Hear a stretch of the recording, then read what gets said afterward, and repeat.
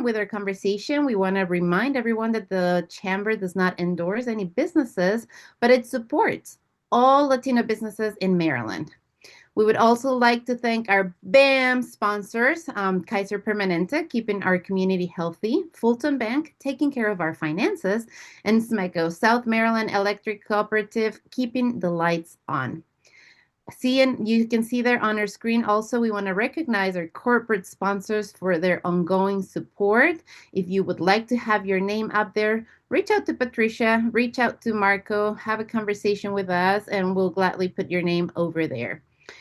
We also want to invite you to continue connecting with us. We have a lot of opportunities coming up this month of January.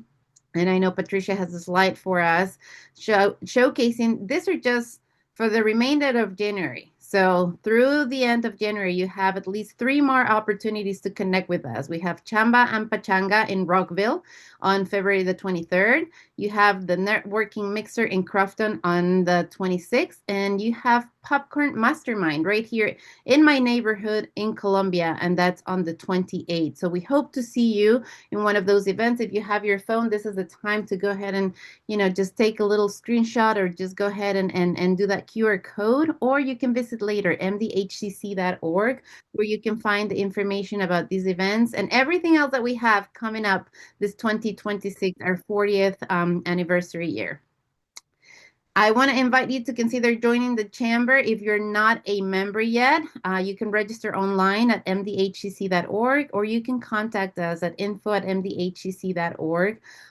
For assistance. We also have Member Mondays, and that's a good opportunity. I know that is a space for members, but if you want to become a member, that is a really great space where you can have almost like a one-on-one with Patricia. Every Monday, 12 to 1, she's there online on Zoom, ready to answer your questions and help you maximize your membership or, become a member and start being part of the Chamber.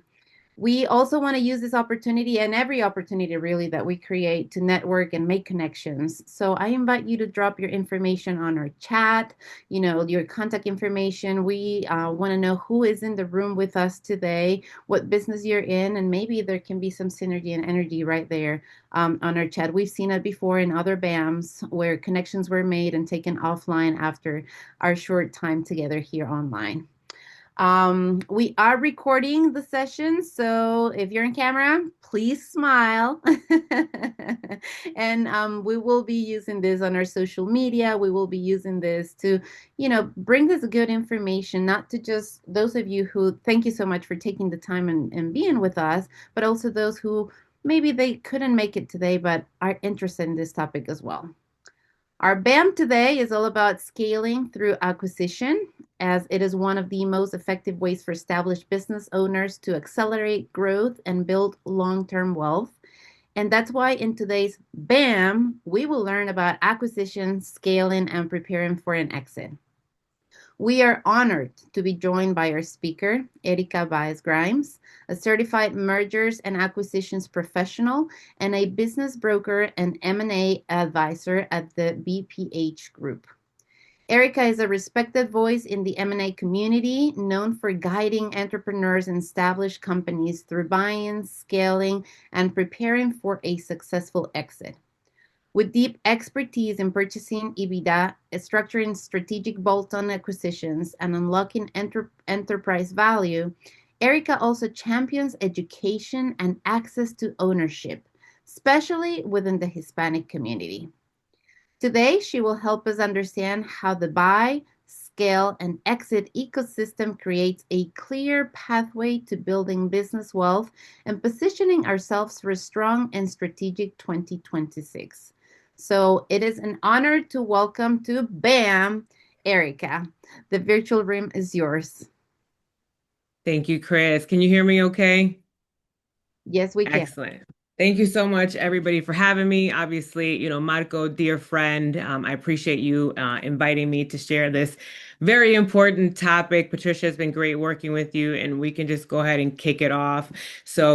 We can go right on to the next slide. Today, we're going to cover a few things. So the first thing we'll do is I'll give you a high-level overview of what we're calling the silver tsunami. And if you're on any social platform, you've probably heard of the silver tsunami. It's the aging boomers that are retiring every single day, and what the opportunity really is inside the silver tsunami. We'll actually talk a little bit about profitable businesses, and whether it's your first time acquiring or if you're a business owner currently and you're looking to scale through an acquisition and not grow organically, this is certainly a path forward to be able to do that.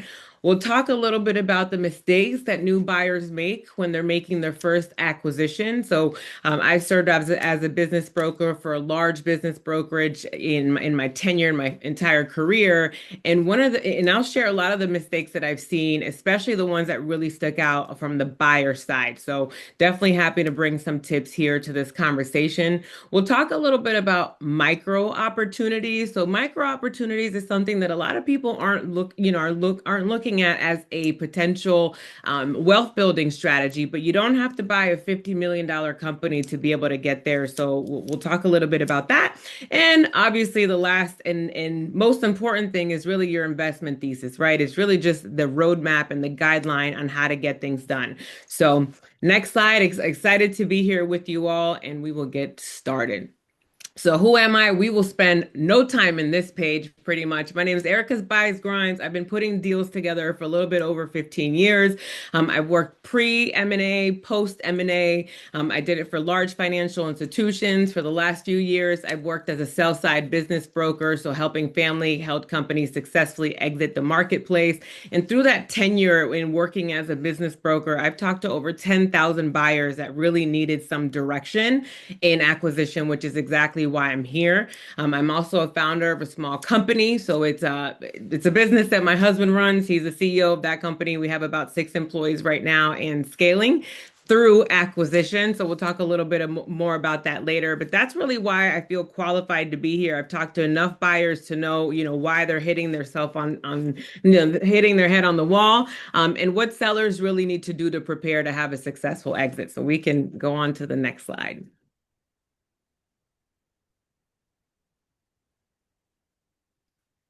All right, so the silver tsunamis, guys, if you guys are on social media at all, you've probably heard a woman by the name of Cody something talk a lot about this. So it's the silver tsunami. It's basically the aging boomers that are out there. So just to kind of break down the opportunity to everybody here on this call, 10,000 boomers are retiring every single day. And the statistics show that about 40% of those boomers own businesses. So 40% of those 10,000 boomers are retiring daily, own cash flowing companies. And more than half don't have a successor. So, again, in my time working as a business broker, helping family held companies successfully exit the marketplace, the phone used to ring, and traditionally was mom and dad looking for a third party exit. They finally realized that their kids don't want the business, right? Their employees can't afford their company. So now they're calling a third party or someone else to help them facilitate that. Okay. The part of the reason why I entered this business, my grandfather never really left the startup grind. He was always an entrepreneur, and he would start and close and start and close and start and close and start and close. And, during his time in business, he really didn't know that there was, a business broker out there that could help him pretty much plan a successful exit and have a successful retirement. And he worked all the way through the time he got sick. And for a lot of people, that is the story because they don't know that there is someone on the other side willing to take that responsibility on. So there is a huge silver tsunami happening right now. It's about 10 trillion that's going to change hands in the next 10 years. And there is lots of leg room for us to be able to capture some of that wealth, and use that as a wealth building strategy for ourselves. Next slide. Okay, let's talk about statistics. This is probably my favorite statistic that I've ever seen. You all likely know this, you're in business. So 90% of startups fail within the first 5 years. So if you have a great idea, 90% of the time within the first 5 years, it'll crumble for whatever reason. I don't like sharing that statistic, but something that I'm very proud of saying is 90% of acquisitions actually succeed within the first 5 years. So if you were actually in Vegas or at the MGM playing or betting on something, which side would you want to bet on? And 9 times out of 10, I know Maryland has very smart people. I'm sure you'd want to bet on side two, right? So 90% of acquisitions actually prevail, and 90% of startups fail, right? So I think we're all friends here. We can all talk freely. I think that statistic number two is exactly where we want to be. And that's exactly why the Maryland Hispanic Chamber wanted to bring this information to you all. So next slide. All right, more statistics, guys. It's really all about urgency. With 10,000 boomers retiring every single day, if you are a business owner, this is your opportunity to go and buy a bolt-on company to your existing platform business. So I'll give you an example. A lot of HVAC or home services companies are deciding to buy other companies that have complementary services to what they currently have. So let's say you have an HVAC company, right? A strategy for you may be buying a plumbing company, right? You're acquiring a customer base, you're acquiring cash flow, you're acquiring a service that actually complements what you're already doing, and you're adding an additional line of business to the clients that you already have. On the other side of that, those plumbing companies now know that you can service their HVAC, whether it's in the winter months, the summer months, you're actually just buying reoccurring revenue, right? So a lot of home services businesses, what they're doing is instead of buying more of the same thing, which is a strategy, they're also looking at bolt-on companies, right? You have a platform, you got a bolt-on. They're looking at bolt-on companies to help them actually expand their offering to their client. They recognize that customer acquisition cost is high, but if you buy a business that has existing clients, kind of similar in that same ecosystem, you're able to maximize the customer value. So that is definitely a strategy that's out there. We see this a lot in medical groups when they're preparing for a roll-up or a strategic exit. So you'll have the general practitioner buy a OBGYN, by some other categories that are similar. They create a big group, and now they have a big group to be able to roll up, right? So the more revenue that's there, normally the more profit that's there, and the bigger and better they appear to be. You can certainly do that as an acquisition strategy. So I'm going to tell you a little story about a buyer that I had. And traditionally, I don't work buy-side engagements, but this was a phone call. A young man reached out to me about a year and a half ago. And he said, Erica, look, I want to buy a business. I believe he was about 25 or 26 years old at the time. I know he wasn't 30, so it was mid 20s. And he said, I have $40,000 in my 401k. And that's really the cash availability that I have. And I said, okay, say more. So see, he also told me, he said, look, I have two caveats for my first acquisition. I want to buy something where the owner is working on the business and not in the business. And I'll repeat that. The owner is working on the business, but not in the business. So, for example, if he was buying a landscaping company, the owner couldn't be the guy or the gal cutting the grass. Right. The owner had to be the guy or the gal at BNI, or the guy or gal at the Maryland Hispanic Chamber networking, or the guy or gal doing something else for business development. Right. So that was caveat number one. Owner had to be working on the business, not in the business. The other caveat for him was the owner had to be taking home $75,000 a year or more. He realized that him having $40,000 cash was going to kind of limit his availability to be able to buy a big business. So he was looking at a small business. His targets were very niche, but they were absolutely doable. So he began to search. At the time, I had a home organization business listed for sale, and the owner was actually the one scheduling the girls to go and organize people's houses, right? So the owner wasn't the one going to your house, organizing or anything like that. She had contracted employees to be able to do that. What she was doing was making the sales calls, picking up the phone, scheduling the time, things like that.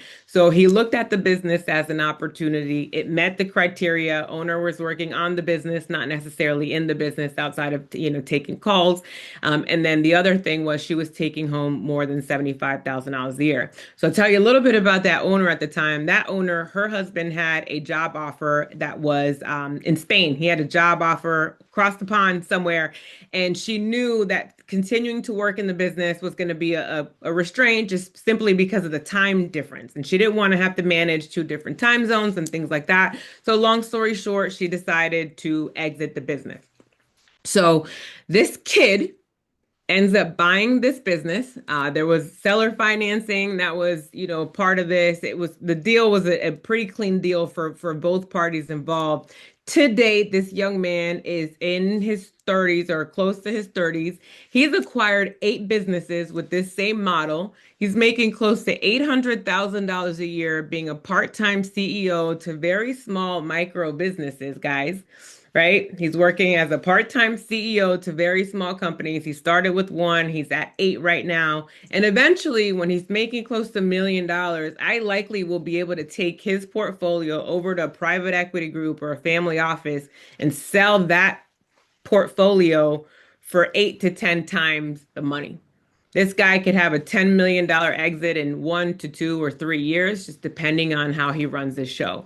So this is, scaling through acquisition and entrepreneurship through acquisition doesn't have to be done on a very high level. It could be done small as long as you have the right targets and you really understand this process. So hope that's helpful. I love storytelling. So next slide.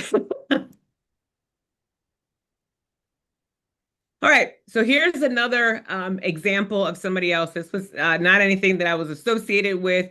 If you all go on Biz Buy Sell is the business marketplace. So Biz Buy Sell is very similar to like a Realtor.com or Zillow.com for business. If you want to look at businesses that are for sale, traditionally you can find them on Biz Buy Sell. There's other ways to find opportunities, but this is probably like the biggest marketplace where you can go in and see what's out there. So I just wanted to break this down a little bit.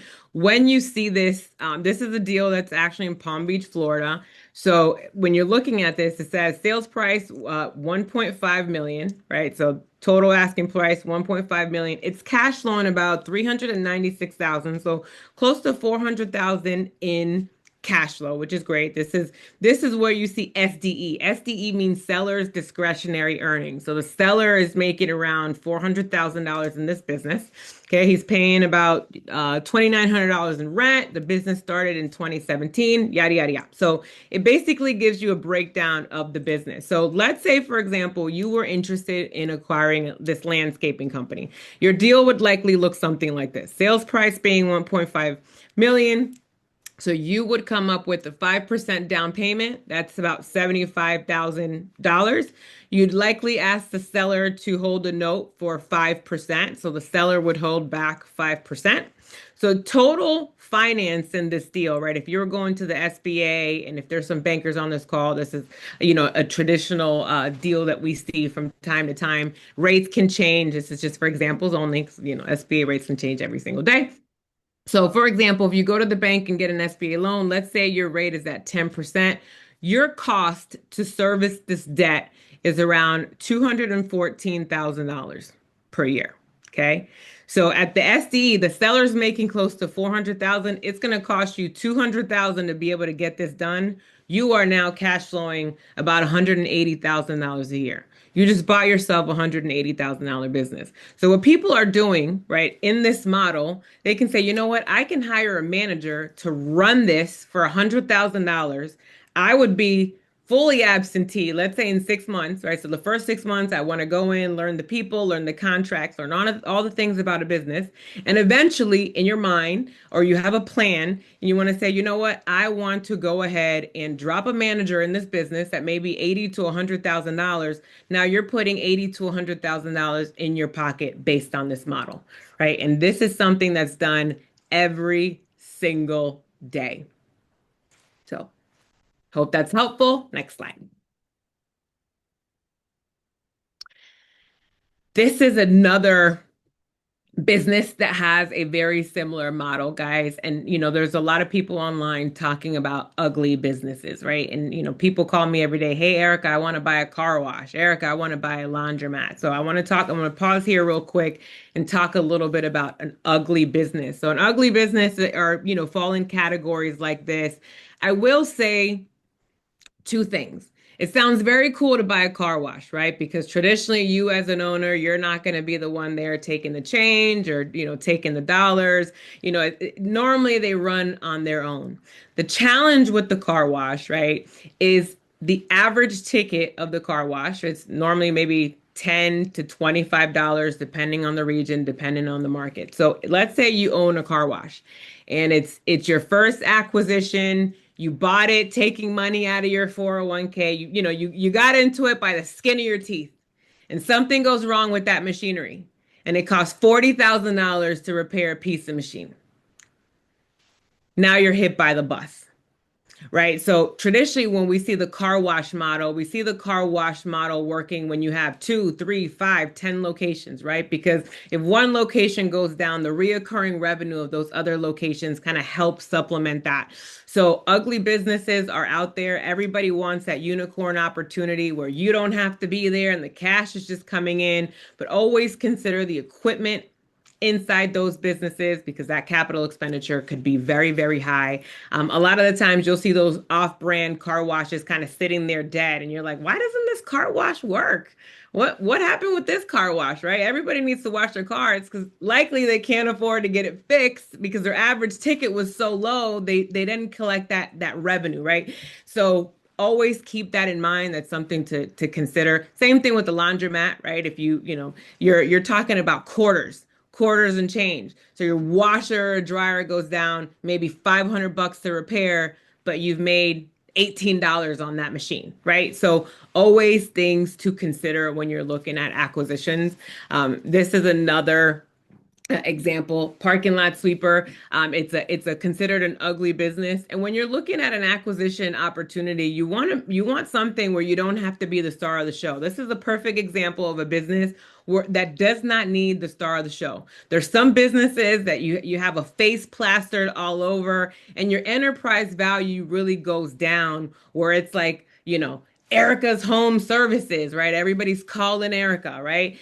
So always consider when you're looking at an acquisition, are you buying goodwill? Is the owner all over the place? Is it Patricia's moving? Is it, you know what I mean? Like you want to make sure that the branding doesn't have that owner kind of stuck to it, that the owner is not stuck to everything, right? And sometimes it's there. And again, it does take some time and you can certainly negotiate the name, right? If you want to keep the name in place and things like that, it's part of your negotiation. But when you see businesses like this where it doesn't require a start of a show, there's good enterprise value in that as well.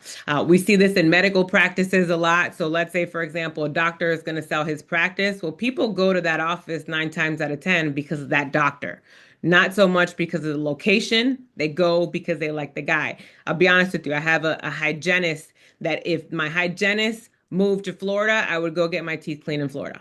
She's the best hygienist I've ever had, right? So it's, sometimes that's the value of the business. And if you're looking at something as a potential acquisition, you want to stay away from businesses that are associated so much with people and not the deliverable. So this is just an example for you all to read over. You guys will get a copy of the presentation. I know time, I want to make sure that I answer questions and all the things, so we can go to the next one. All right. Common mistakes that I've seen buyers made through the years. So number one, I would say, chasing the wrong business, chasing a business based on passion instead of the profit, right? When you're looking, and it's just very much like residential real estate. If you all have purchased a house or you all have sold your house, like I feel like my house is worth $100 million. I have all of the memories in this house, all of the things, right? But when the appraiser comes here, he's going to give me a number and that's the number. And so at the end of the day, always consider, it may be a passion of yours, but you want to make sure that it's a true opportunity. It's a true financial opportunity. And if it's not, negotiate it in that way, right? I just talked to somebody last week. They found a veterinary clinic that they wanted to acquire. They hadn't done their books. It was a complete mess. And the actual vet was in his 80s. Just, he just liked to do the actual work. He did not like the business side of it. So I said, let's structure this deal based on what you can see. Because if he entered the marketplace, we're going to be able to put that business through a shredder because the books are not in place. There's no systems there, there's nothing. So if you're looking at buying a passion business, make sure that your offers are presented in that way. Right? If it's a profitable cash flowing business, always consider that. There's hair on every single deal. We talk about the silver tsunami and the aging boomers, guys. These are people that started businesses in the 60s. They're in business in the 70s, right? A lot of the times when you look at these things, their books are on books, right? They're on like the graph paper. So we want to make sure that we lean into that. And as long as there's clarity there, there's an opportunity. So don't look at something or someone having a tech challenge or not having all these things in place as something bad, as long as they can show via their P&L, income statement, and tax returns what their real profits are. So that's something that I think is super important. Another mistake that I see is people say, "Oh, well, my revenue is this." Like earnings and profitability are two different things. We're here, we're all friends here. Most of you all are in business or are business owners. I don't have to spend a lot of time on that. I had a company doing $30 million in top line revenue, and if I shared with you what they told the IRS they were taking home, you all would probably sick and get off this call. So I'm just gonna leave it there. What you take home is the most important thing, right? As an owner, you have to make sure that you are telling the right story, because if you're going to the marketplace, putting lipstick on the pig is not going to just cut it, right? You, as smart entrepreneurs and buyers, you want to know the truth. And if they're saying they're taking home $10,000 a year, well, my friend, you're worth 3 or 4 times that. And that's where we're going to leave it. Your top line revenue means absolutely nothing if you are not keeping. It's not what you make, it's what you keep, right? Your grandma told you that. My grandma certainly told me that. So we can leave that right there. Something else that's a mistake that I see constantly is no emergency plan. So if you're going to the bank to get SBA funds, traditionally the SBA wants to see that you have a cushion, right? If you have 100K in the bank, they're not going to want you to put down that 100K and leave zero in your bank account, right? So your bank will provide you with some guidelines. But let's say you're doing a seller finance deal, or you're structuring this in a different way. Make sure you leave yourself a cushion, right? I've seen this in many cases when someone's buying a property and all of a sudden they buy this house and they have no money for furniture, right? And they're like, hey, at least we got into the house, right? But things happen in business. So just make sure that you leave yourself a little bit of room for that rainy day or getting hit by the bus. So I can't see everything else, a little bit convoluted here. You guys will get the clear presentation, but those are some of the mistakes that I've seen commonly from the buy side. Next slide, Patricia. Okay, micro opportunities. So we just talked a little bit about that one buyer that I had with that seller. Here's another one that I feel like doesn't get enough kind of light. Seasonal businesses. So not too long ago, I sold an ice cream shop in Michigan. First of all, I didn't know people in Michigan ate so much ice cream. It's so cold there. Who wants ice cream in the freezing cold weather? But it is apparently a huge market. So there was a couple that came to me. They had 3 locations. They had ice cream. It was an ice cream franchise. They had 3 locations. I asked the seller, "Hey, look, why do you want to sell this?" And he basically told me, "Look, I want my kids to have dinner at Thanksgiving together, and I don't want them fighting over, money, operations, and things like that." A lot of the times, that's the conversation. It's like my kids don't want it, and I don't want to have them fighting over how things should be done when I'm not here. So long story short, we ended up taking it to the marketplace. This ice cream shop, guys, was only open 5 months out of the year. So the seller was making a full-time income on a part-time basis. He was cash flowing around $260,000 in this particular shop that I sold, 260 part-time. So when you're looking at opportunities, right, if you're looking regionally or looking nationally, don't disqualify some seasonal businesses because you can certainly make a full-time income on a part-time basis. The actual buyer for this business was a retired couple. They had been retired for over 10 years and were looking for something to do, didn't want to, hit the ground running and go to work and go back into like that 9 to 5 situation. So they saw this as a viable opportunity for them. They were able to, run the ice cream shop remotely, similar to the seller, right? Because the seller wasn't working inside the business at all. He had about 20 high school students kind of running the day-to-day of the actual business during the summertime because they were only open in those summer months. So the actual new buyer wanted to continue that same model, and they had a small food truck. They wanted to put the food truck outside, all the things. But long story short, the key component here is there are seasonal businesses that can certainly provide you a full-time income on a part-time basis. This deal actually had a real estate component that was associated with it as well, which for the buyer, it was great because they were able to get a longer loan term from the bank because there was some collateral that was associated. So not every business has to be a 12, 15, $20 million deal for it to put a nice stream of cash flow in your pocket. And seasonal businesses are always something to consider as well. Patricia, next one. Excellent. So this particular one, let me look here. So when you're looking, this is another micro opportunity, and this is why I kind of put this out there because this is the micro opportunity slide. This one here, I believe this is the one that says no seller financing. So when you all are on Biz Buy Sell, there's some things to always consider when looking at deals. When you see a deal that has the title SBA pre-qualified, when you see that on the description, that means that the broker or whoever is listing this particular deal took it to a bank and said, would you lend somebody money based on the financials of this business? And if the bank says yes, the broker is going to, the hair's on fire. They're like, great, we're going to be able to get bank financing on this. And they're going to advertise it as such. I think this deal in particular has a lot of information on it. So when you're looking at opportunities online, SBA pre-qualified is definitely something that you want to consider. That means that a bank has looked at it. You're probably going to be able to go to your local bank or whatever SBA lender to be able to, get money for that. That's one. If it says, 100% seller finance, right? So in the description that you're reading, if it says 100% seller financing, that likely means that the bank is not going to put any money behind it, and the bank and the owner has agreed to become the actual bank in this scenario.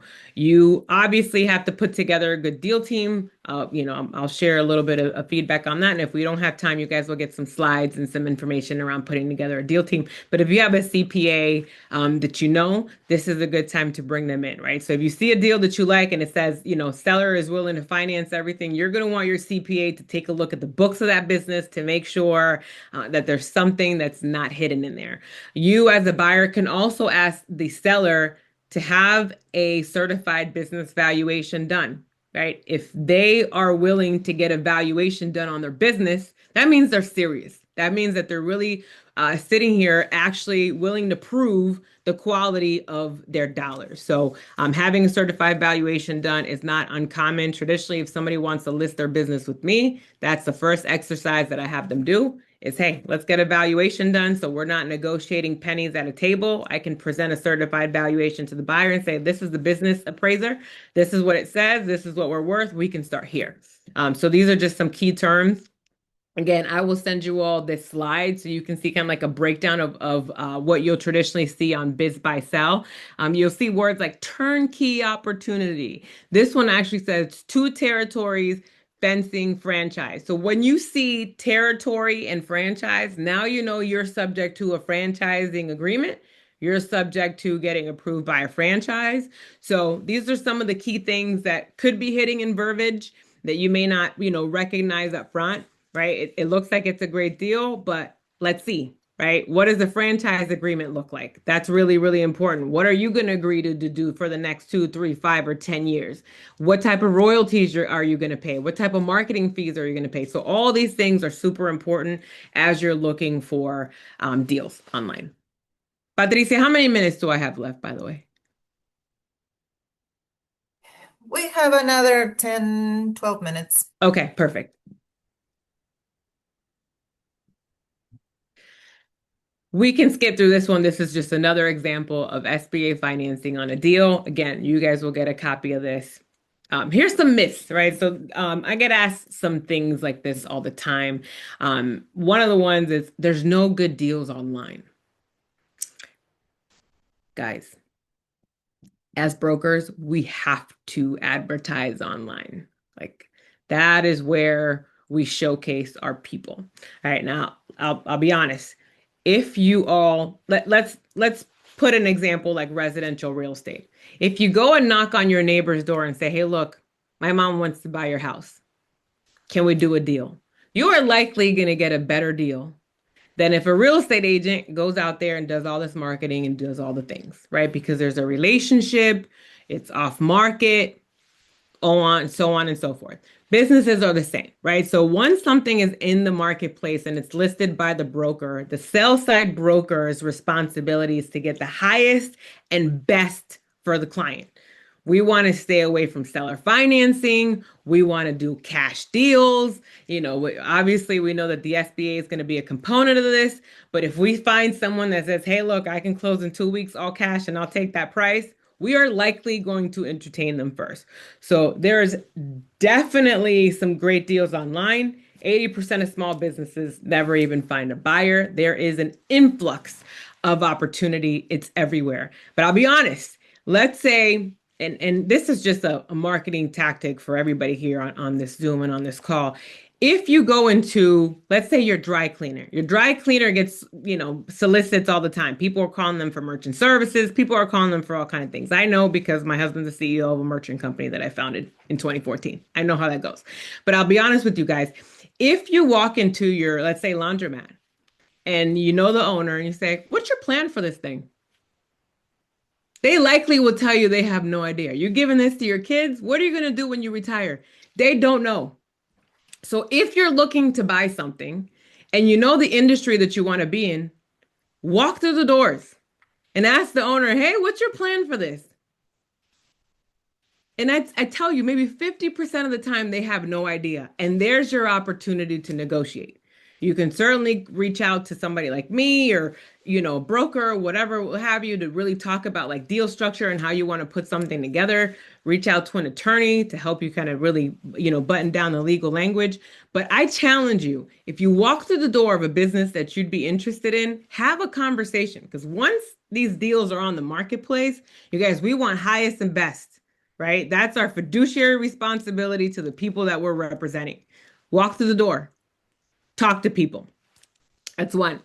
Another myth is you need millions. No, you don't need millions. I just told you about my guy who had $40,000 in the 401k and is now crushing it. You absolutely don't need millions. You need a little bit of grit and you definitely need a plan. Having a deal team is very important. So if you are considering an acquisition, call your CPA and let them know, look, I want to start buying a business. Can you help me? If I bring you some books, are you going to be able to look through them for me? How much are you going to charge me? Have that conversation. Call your business attorney. Hey, look, I want to start buying businesses. I want you to start reviewing documents for me. What's that going to cost me? Hire a business broker. Hey, can you represent me? What's your percentage? How do you get paid? Start putting together the people that matter in transactions because once we know that this is what you're looking for, we are going to be able to lean into this. So the deal team is critical. You want to make sure that you're buying things with people around. Patricia, next slide. And your investment thesis, guys. So I'm going to send you a document it's really like a roadmap. And if you're looking to start buying businesses, it's kind of like a goal setting worksheet. It's like, what are you looking for? Why does it matter? What experience do you have? Some of the questions that are going to be on there are questions that a seller is going to want to know about you, right? I had a girl who was looking at a flower shop for an acquisition. There was a listing that I had some years ago. It was a flower shop. The majority of the work that she did was in the funeral home space, like delivering florals to a funeral home. And it was there's lots of margin in flowers. If y'all didn't know, here's a secret. Flower shops are great. And there's always going to be times where people need flowers. Mother's Day, weddings, flowers aren't going to go away. AI, I don't think is going to, get them out of our ecosystem, right? So I'll give an example. A girl comes in, she had this like buttoned up, really good resume, da da da da. She looked like she was qualified. I presented the buyer over to the seller. She had the money. And then there was another buyer that came in and, spent the day with the seller. And the seller comes to me and tells me, I like buyer number two. And I'm like, why do you like buyer number two? And she was like, well, she showed a lot of empathy when we did deliveries at the funeral home. So sometimes, showing up as a human really matters, right? If you're looking to be in a business where you're serving people, write that in your thesis. I want to serve. This is really important, and why is it important? So I will send you a copy of that document. I'll send you some things that like sellers want to see. The resume is important. To the flip side, I had an equestrian location a few years ago, talking to a seller, and I brought a buyer in. The buyer comes out in like this, beautiful, look like a Tom Ford suit, very, very well buttoned up, small briefcase. And the seller looks at me, he's like, that's not my buyer. And we didn't even have a meeting. And, we're going to like a horse farm pretty much to meet with someone in jeans and a t-shirt. And you come in, just kind of like ready for a negotiation. And it was like, wait a minute, no, this is not my guy. So there's some tips there. It's like, consider the business that you're in. It's always important to show up in the right way, but you can someone who started a business in the 60s or 70s who's like, out there really doing the work and cares about the work. You want to show up to them to where they feel relatable, right? So that's my last piece there, Patricia. Thank you all for the time. I know I've been rambling. I feel like I'm talking to myself. I hope this information was super useful. This is how to get a hold of me. Whatever questions you have, please feel free. I will be quiet now and give you back the floor. Thank you so much, Maryland Hispanic Chamber, for this time. This was so special and so great. Thank you, thank you, thank you. Erica, this has been fantastic. Thank you. And we open it now for anyone who has questions, anyone who has any comments. I mean, I've been writing some ideas here. And some of the questions I had, you've been checking off as you've been going through your presentation. So thank you for that. But if anyone has any questions, this is the time you can just either raise your hand or unmute, put them on the chat. I have a question. Yeah.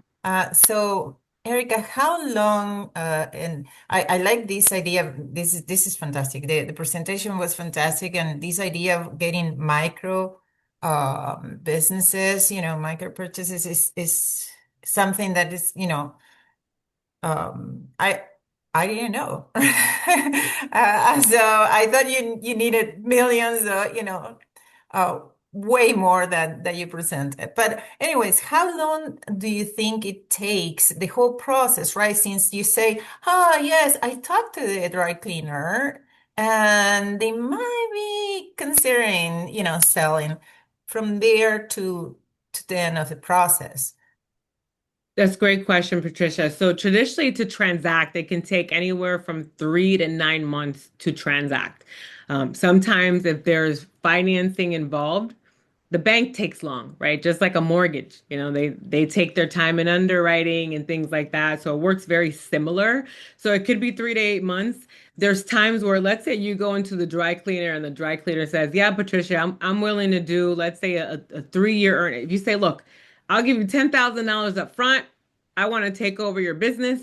I want you to stick around for 6 months, and I'll pay you out in a 3 year course. Well, that's a 3 year deal, right? It's a 3 year earnout. So it could take as long as you want it to take or not.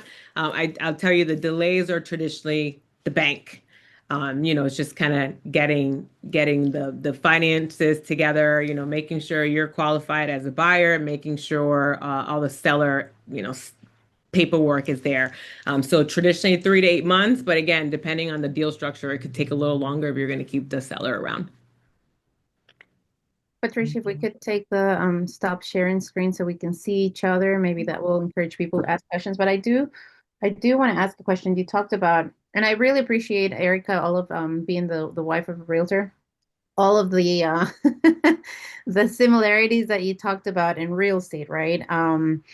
But if there was one, and in real estate, you usually have that $1 million home, that dream home, right? Um, is there such a thing in business? And I know you talked a little bit about that. Is there like a dream business that you want to find, but also is there something that we should be paying attention to, right? As the market is changing, as you talked about the silver tsunami, is there something, an opportunity that's clearly showing up that maybe is not thought of usually when thinking about acquisitions and business mergers? Yeah, great question, Chris. So as people are aging, they need long-term care. Non-emergency medical transport is huge, right? Where you're taking grandma, grandpa, mom, and dad to the doctor, right? It may not be, ambulatory, but it's definitely very useful. So I think non-emergency transport is a great business to look into. Addiction medicine is a really good business to look into as well. Things that where you're thinking about like the aging population and like what services do they need right now, and what the future is going to look like for boomers, right? So if I was considering an acquisition outside of the business that I'm already in, I'd be looking in something like this. I'd say consider there's hair on everything, not because you're dealing with employees, you're dealing, right? You're still dealing, but there's a lot of opportunity out there. Thank you, Joe. I see your hand. Yeah, I think it's really a good point of view that Erica brought up. Walking into like a horse barn to try to sell it. You don't walk into a horse barn wearing a three-piece suit. If you smell like a horse, that's okay. But it's more important that you walk in wearing, jeans, boots, maybe a hat, and you start talking the language of a horse. If you walk So into true. a business and you're trying to buy it, you're not talking the language of the business itself. Question is, do you know what you're getting involved with? Because this is a person's name that they're trying to sell it to. Your integrity. Are you transferring that or are you just buying it? Right. That's so great, Joe. Thank you so much for that comment. It's so true. Yeah, and to piggyback on that, is always a full disclosure of who's buying and who's selling, or is something that like the buyer can be anonymous and you are representing them?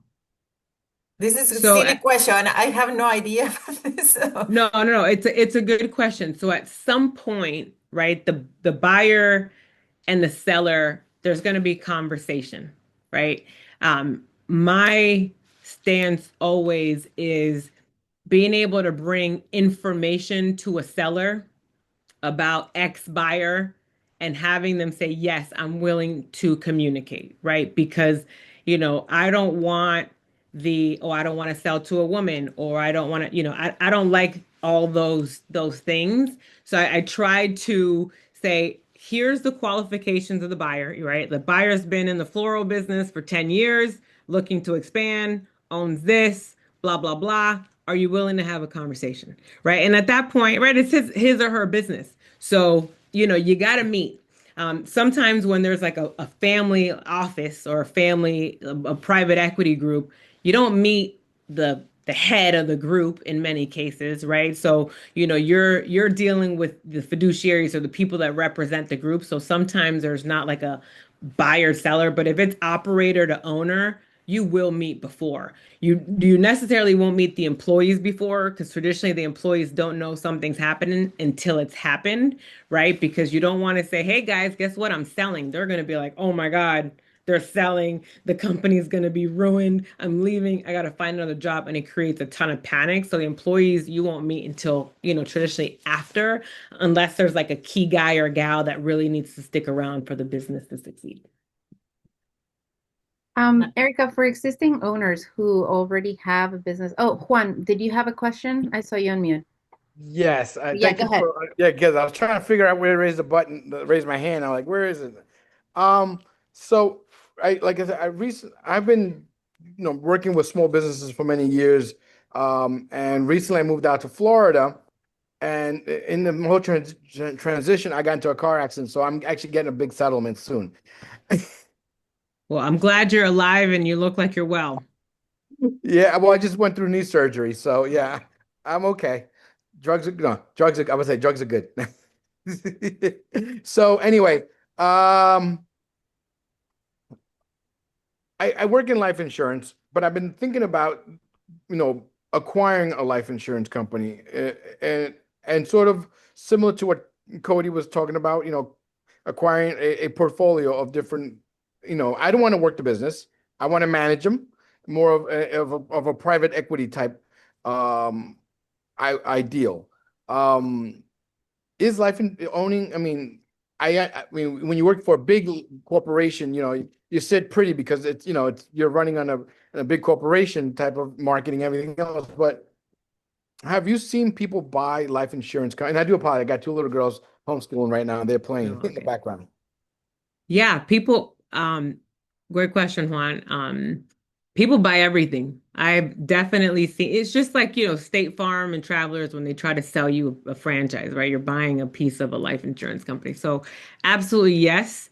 The only challenge, and I don't want to say challenge, but the only caveat when you're buying a book, right? The life insurance client doesn't necessarily need to stay with you, right? So you're buying some residuals, right? You're buying maybe 2% in residuals or whatever, they're making on the residual time. You're buying some goodwill, a client book, valuate it that way. And if you're going to go down that rabbit hole, have them get a valuation done. Or say, look, I'm willing to pay half. Let's get a certified evaluation done. We'll get a business appraiser in here. You can call me. I can help you with that. You get a business appraiser in there to really appraise the value of the business because I can cancel my life insurance today with, National Life Group and go with Mutual of Omaha if I want. There's no contract there. So you're buying a maybe, which normally they stick, but you don't really know. So I would have that appraised just so you can evaluate your risk and see if it's really worth it. Yeah, because I mean, the way our office set up, and I like the way it's set up, you have a managing partner and you have partners. So the partners have their staff. So if I'm looking to buy something, I'm looking to buy, I mean, again, that's a national organization, right? But I'm at a regional level, if they have a partner and then other managers and they have their team working, th that's something what I'm looking for. I'm not looking for one person because if I look for sell that one person, he's out, they all did business with Joe, and if Joe is Correct. gone, I can almost guarantee I'll lose half the volume of business, half the book right Yeah. away. And so I'm looking for someone that is the managing partner that's about to retire and has maybe several partners underneath, or several managers, maybe not partners, but managers, and they have Yeah. their own book of business and they're working with that person. And if I come in to manage the team and not necessarily the book of business, and that's where I'm more looking at for. Yeah, you can certainly look on Biz by Style. There's companies I'm affiliated with where they'll do a paid search. So you pay them a fee and they go and find you exactly what you want instead of you, picking up the phone and doing the thing. So yes, we like I said, we've seen franchises being sold this way. You see books of business being sold that way. I would just say have it evaluated by a business appraiser or third party just to make sure that it is what it says it is. You're a smart businessman, you understand that business. That's Yeah. just, one caveat that I could share with you, but great Well, idea. well, I got your information in case I need someone to evaluate the business. Now I know who I turn to. 100%. Yes. We have time for one more question. If there's anyone in the floor who has a question, Alan, go ahead. Sure. I just have one quick question. I don't think I heard you talk about this. How often do you see non-competes as part of the sale of a business? All the time. So you can decide. So traditionally in the silver tsunami, I tell you, Alan, we're talking about retiring boomers. And if they have a painting company, they're not going to go open up shop 5 miles away. They're out. Right. So I work in that space for my business. Other people that, don't work in the silver tsunami may see it more so than not. Sellers traditionally are totally okay with signing a non-compete because if they're selling this thing, they're not getting back in it.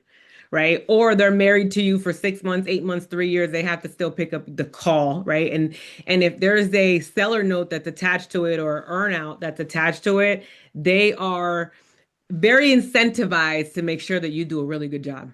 Right. So, you kind of have like a board member that's out there kind of working for you. So the non-compete is normally not an issue. We do see it show up sometimes in like the government contracting space, right? I sold my secret security cleared, IT firm to you, but I can go back and get that clearance.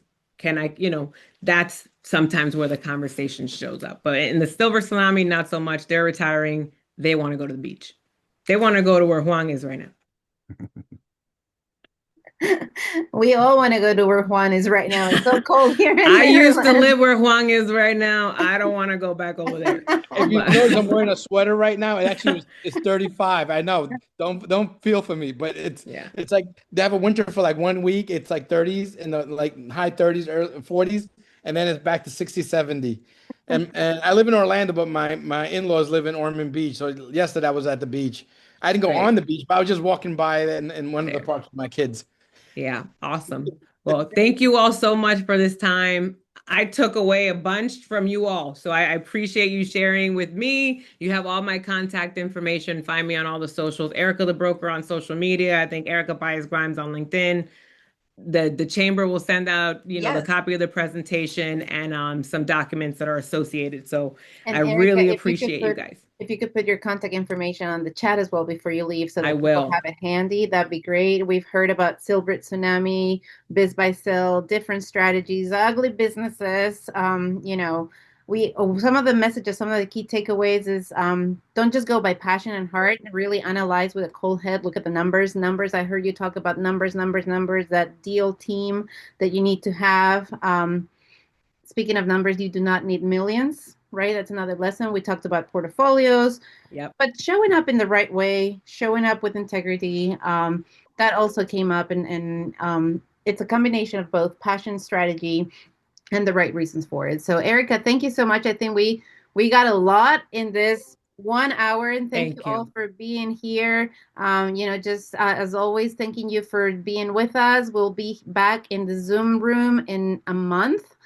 We are always here the third Friday of the month. Patricia, I see that you have something to say. Yes, I just want to say that anyone working with Erica will be thrilled. She has so much energy. She knows what she's doing. Okay, so and about that also, she's bilingual in Spanish. So if you know some businesses that need a little help in their own language, sometimes when you have all this information, it's important to talk your own language and just to process it differently. That's also another point that I want to make sure you all know. And that's a fantastic Thank point you. because our community has a lot of power. We Latinos have a lot of power, and to know that we can look at micro businesses as an opportunity, and acquiring micro businesses as an opportunity to build a profitable portfolio that we can manage and that we can take with us wherever we are in the world. And I want to make that very clear. Like, you could be managing this from your country, maybe, right? Like, if you do this right, if you have the right deal team, if you have the right people behind you, this is something that you can do, and you can create wealth for you, for your family, for yourself, and just take it with you wherever you are in the world. So, Erica, thank you so much. Reminding you all of the events. Patricia put them up on the screen. Chamba and Pachanga in Rockville, Networking Mixer in Crofton, Popcorn Mastermind here in Columbia. We're trying to move around all of the state, bringing every business owner together all over Maryland. So, thank you all so much for being part of this. Bam! And I told you we're all going to do it together. So if you're still in the Zoom room, please turn your camera on if you can, and get ready. Get ready. Get that hand ready. Right hand, left hand, whichever one you prefer. Get it ready. And here you go. 1, 2, 3. Bam! Have a wonderful weekend, everybody. We'll see you next month. Thank you. Bye, guys. Thank you very much.